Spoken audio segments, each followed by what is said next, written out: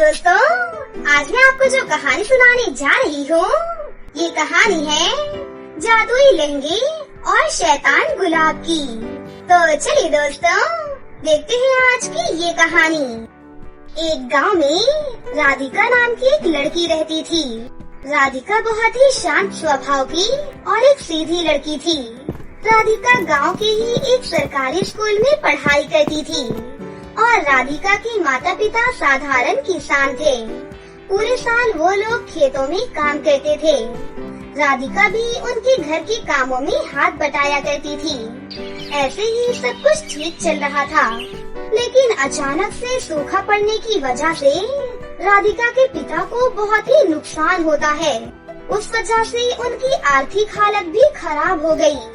उसके पापा के पास घर चलाने के लिए बिल्कुल भी पैसे नहीं थे। वो घर चलाने के लिए उधार लेने लगे। ऐसे ही बड़ी मुश्किलों से उनका गुजारा हो रहा था। कुछ दिनों बाद राधिका अपनी माँ के पास आई और अपनी माँ से बोली, माँ, मेरी सभी सहेलियाँ पिकनिक पर जा रही हैं। क्या मैं भी उनके साथ पिकनिक पर जा सकती हूँ? वाह बेटा, ये तो बहुत ही अच्छी बात है, लेकिन तुम उनके साथ कैसे जाओगी बेटा? वहाँ जाने के लिए पैसे देने पड़ेंगे और अभी तेरे पापा की हालत बहुत खराब है बेटा। लेकिन माँ, मुझे उनके साथ जाने का बहुत मन है। मैंने उन लोगों को वादा किया है। आप पापा से कहिए ना। राधिका, ऐसे जिद करके कोई फायदा नहीं है। मैंने कहा ना, अभी तेरे पापा के पास इतने पैसे नहीं हैं कि वो तुझे घूमने के लिए दे पाए।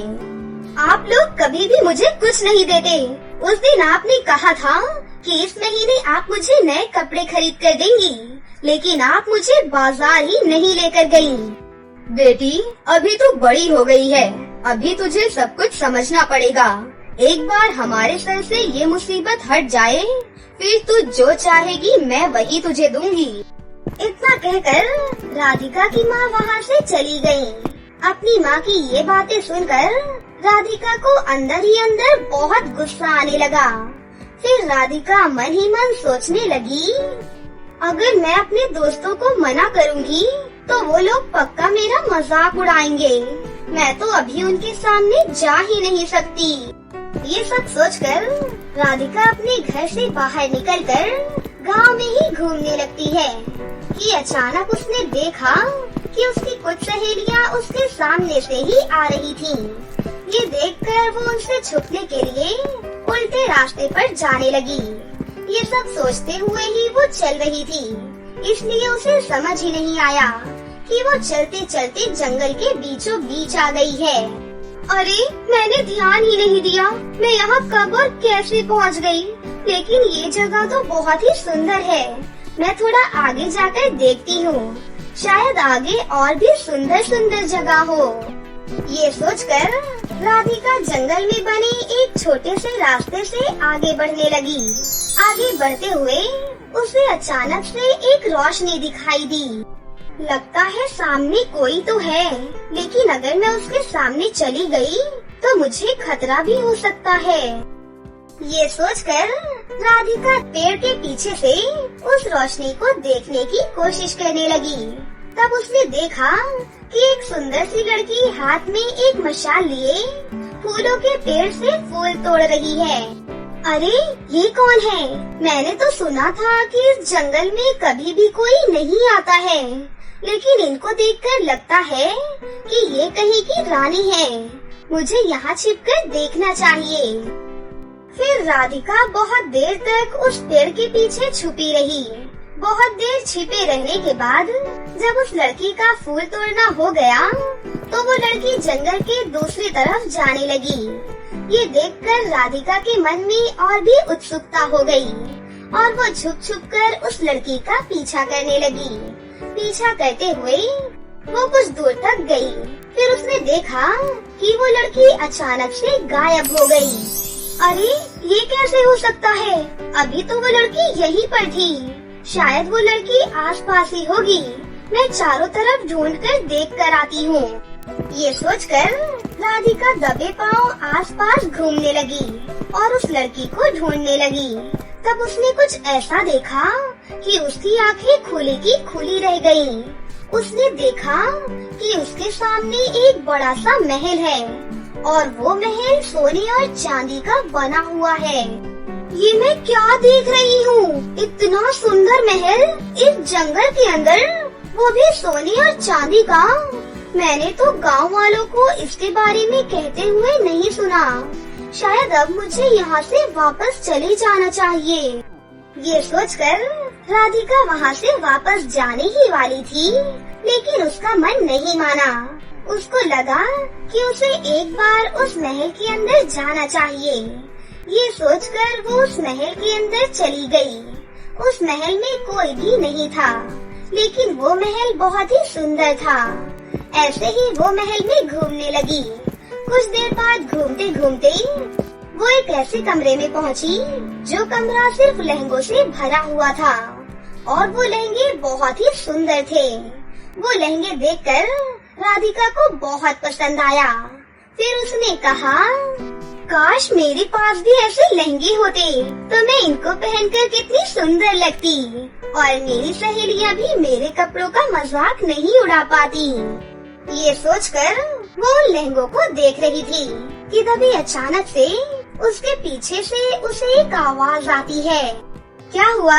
तुम्हें ये लहंगे पसंद आए हैं? अगर तुम चाहो तो तुम इन्हें अपने पास रख सकती हो। ये आवाज सुनकर राधिका बहुत चौंक गई। उसको लगा कि वो अब पकड़ी गई है। ये सोचकर वो जैसे ही डरी डरी पीछे मुड़ी तो उसने देखा कि उसके पीछे वही लड़की खड़ी है जो कुछ देर पहले जंगल में फूल तोड़ रही थी। उनको देखकर राधिका और भी ज्यादा डर गई और वो डरी हुई आवाज में उस लड़की से बोली, मुझे माफ कर दीजिए, मैं यहाँ चोरी करने नहीं आई हूँ। मैंने ऐसा महल कभी भी नहीं देखा, इसीलिए मैं बस यहाँ घूमने आई थी। तुम्हें मुझे कुछ समझाने की जरूरत नहीं है, मुझे सब कुछ पता है। तुम कौन हो और यहाँ क्या करने आई हो? मैंने तुम्हें यहाँ आने दिया, इसलिए ही तुम यहाँ पर आ पाई हो। मतलब मुझे कुछ भी समझ नहीं आ रहा। आप कौन हैं और ये महल यहाँ पर कब से है? मैं जादुई लोक की राजकुमारी हूँ। ये महल यहाँ पर बहुत सालों से है, लेकिन मैं जब चाहती हूँ कि कोई ये महल देख पाए तभी वो देख सकते हैं।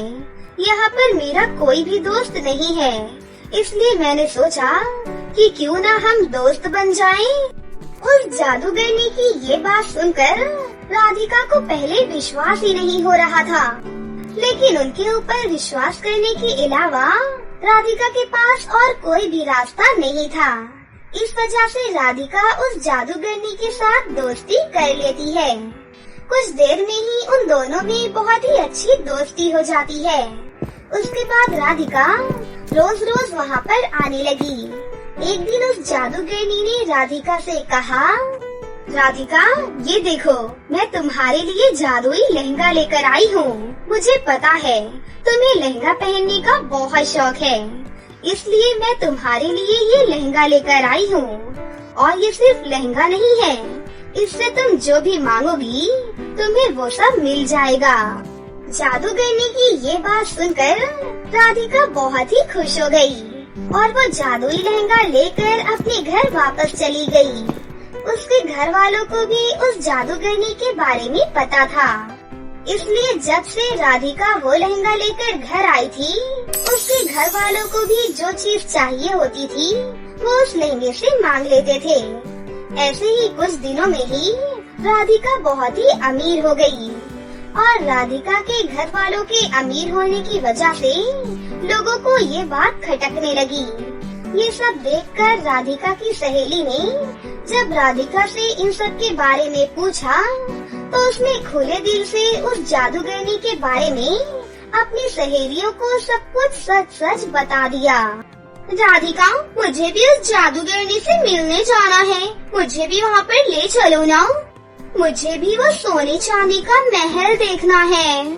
ये कहकर राधिका की वो सहेली राधिका से बहुत जिद करने लगी और राधिका भी कुछ कर नहीं पाई और वो उसको अपने साथ ले जाने के लिए तैयार हो गई।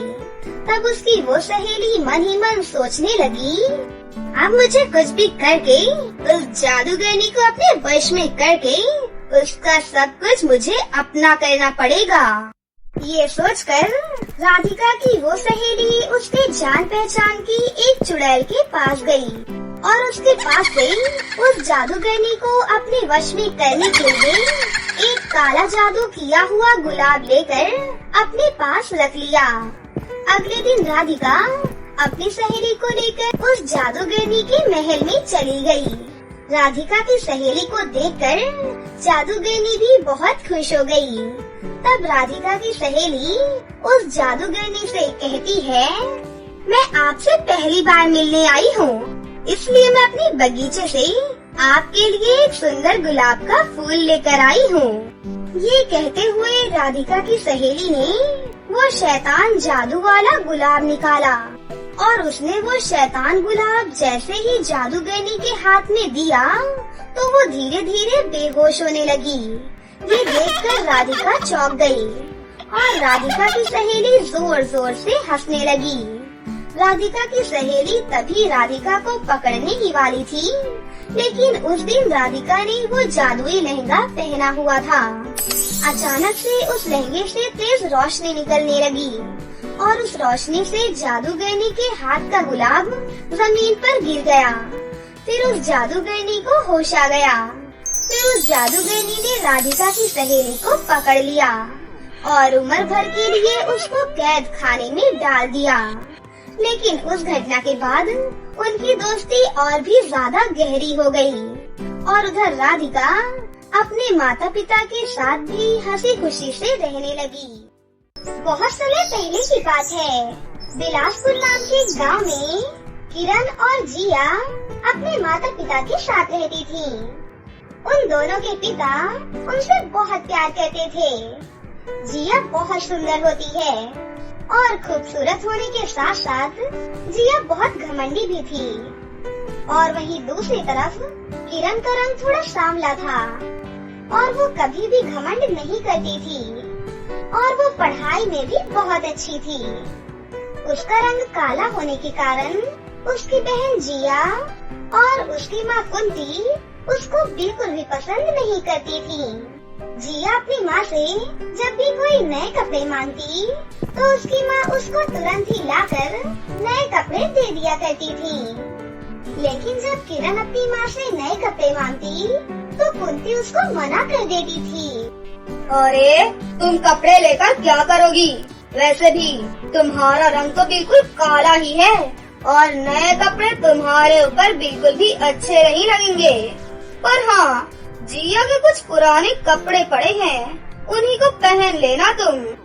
लेकिन माँ, आपने जिया को भी तो नए कपड़े दिलाए हैं ना? उसका रंग देखा है तूने? कितनी गोरी और खूबसूरत है वो। आप और जिया मेरे रंग को लेकर हमेशा मुझे नीचा दिखाते रहते हो। और वैसे भी इंसान का दिल साफ होना चाहिए, ना कि उसका रंग। अच्छा, अब तू सिखाएगी मुझे कि क्या सही है और क्या गलत। मैंने बोल दिया ना, नए कपड़े नहीं दिलवाऊंगी तो मतलब नहीं दिलाऊंगी, और इस बात के लिए मुझसे दोबारा मत बोलना। ठीक है माँ, फिर आप मुझे जिया के पुराने कपड़े ही दे दो। उसके बाद कुंती किरण को जिया के कुछ पुराने कपड़े लाकर उसे दे देती है और किरण को कपड़े देकर वहाँ से चली जाती है। तभी वो कपड़े देखकर किरण कहती है, अरे ये कपड़े तो बहुत पुरानी हैं और कई जगह से फटे भी हैं। इन कपड़ों को मैं कैसे पहनूंगी? कपड़े फटे होने के कारण किरण उसको नहीं पहन सकती थी।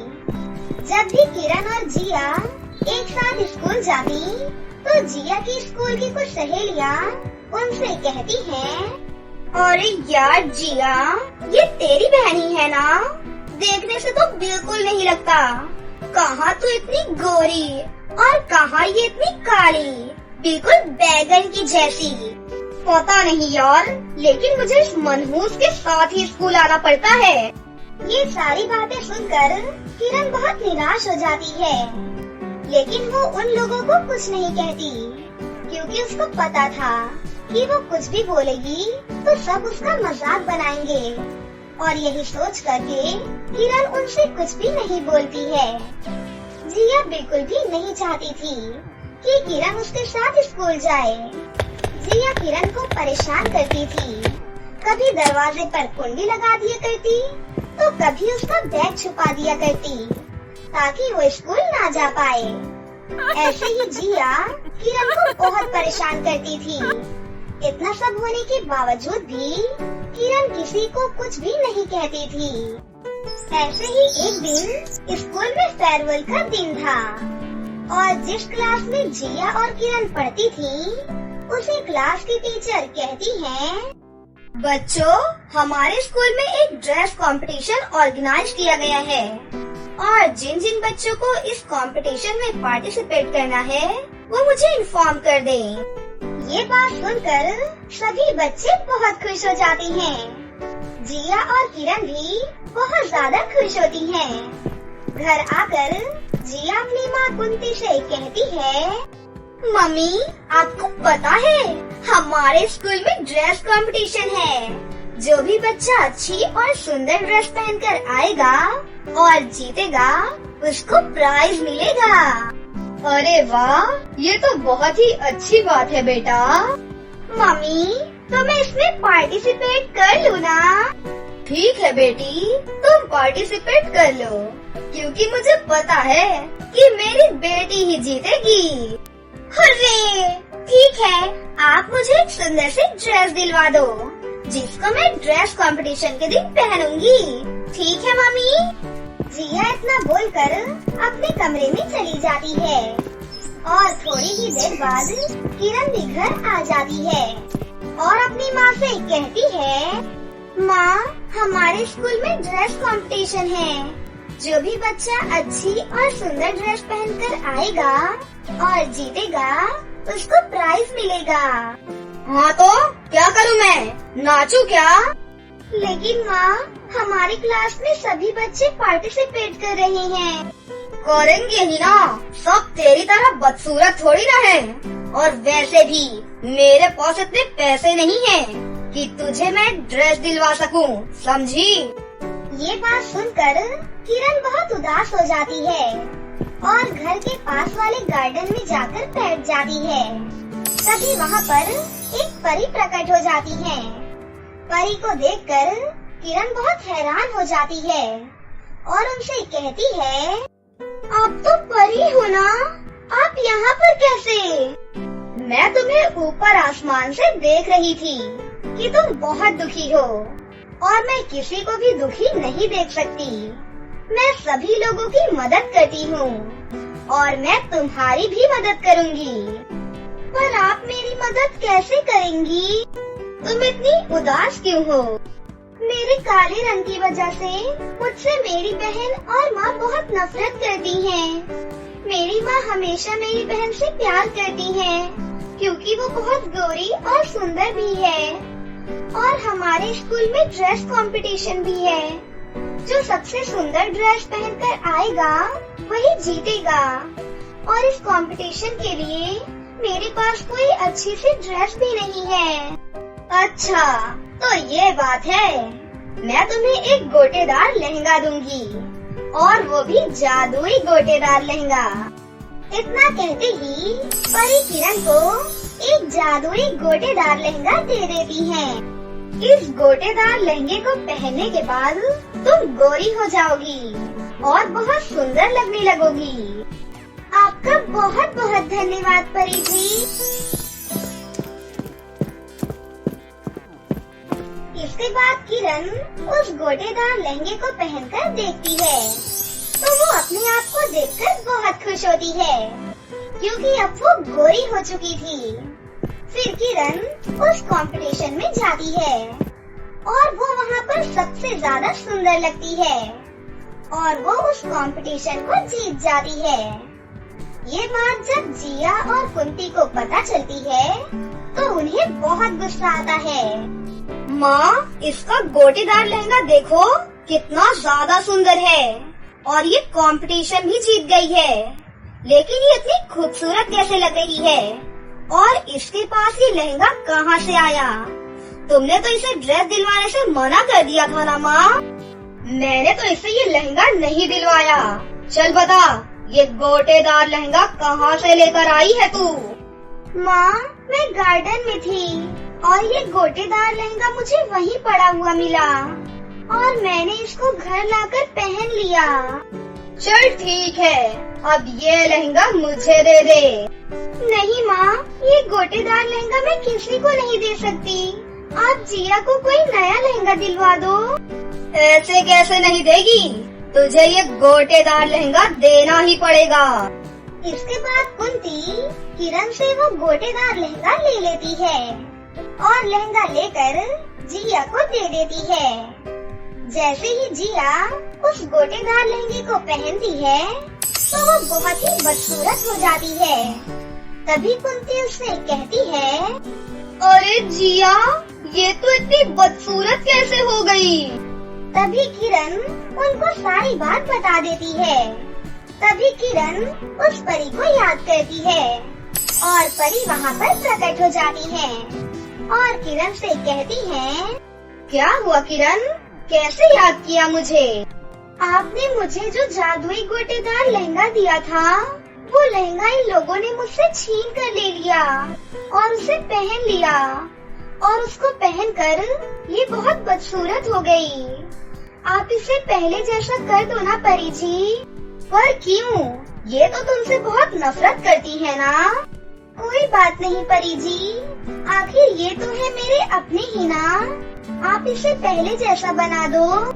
इसके बाद परी जिया को पहले जैसा बना देती है और फिर परी वहाँ से चली जाती है। हमें माफ कर दो बेटी, हमने तुम्हारे साथ बहुत गलत किया है। कोई बात नहीं माँ। उस दिन के बाद से कुंती ने कभी भी अपनी दोनों बेटियों में भेदभाव नहीं किया। उस दिन से किरण अपनी माँ और बहन के साथ बहुत ही हंसी खुशी से रहने लगी। तो दोस्तों, कैसी लगी आपको हमारी ये कहानी? अगर आपको हमारी कहानी अच्छी लगी हो तो इसे जरूर लाइक करें। साथ ही हमारे चैनल को सब्सक्राइब भी कर लें और बेल आइकन को